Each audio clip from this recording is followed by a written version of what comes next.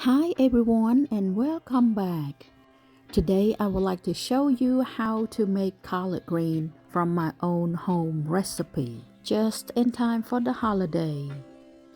Now first of all, we have to boil our seasoned ham first. You can use turkey or you can use salted ham just like I do. Add 10 cups of water, bring it to boil, and you place your seasoned meat into it. Let it boil on high for about 20 minutes. And then you turn it down to the medium heat and let it boil uncover for about another 30 minutes. While our ham's still cooking, so go ahead and get our collard green cleaned up and onions all peeled up and chopped up the size you desire and put it aside. Next, we can add about 6 tablespoons of olive oil into the pots that we're going to cook our collard green in. Bring it to heat a little bit before we add the chopped onion and roast it about 5 to 10 minutes before we add our chopped collard green.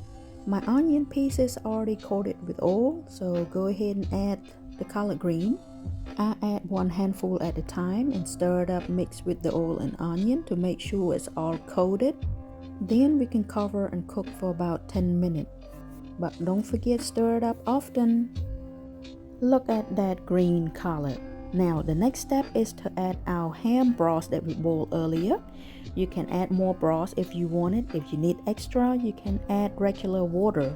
But make sure the broth and the collard green mix well together before you turn the heat up to medium. Cover it and let it boil for about 10 minutes before you turn the heat down to simmer heat and let it cook for about 20 minutes. But don't forget stir it up so often. For extra seasoning, I add 1 tablespoon of this product and 1 tablespoon of sugar. I mix it well and let it cook cover under the simmer heat for about 15 minutes. But we have to stir it up often so our collard green would be evenly cooked. To get a better taste out of collard green, don't forget crushed pepper. You can use the sweet kind or the spicy kind, whichever you like.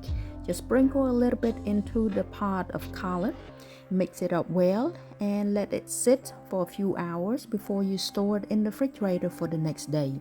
I guarantee it would taste a lot better for the holiday. Enjoy and happy holiday!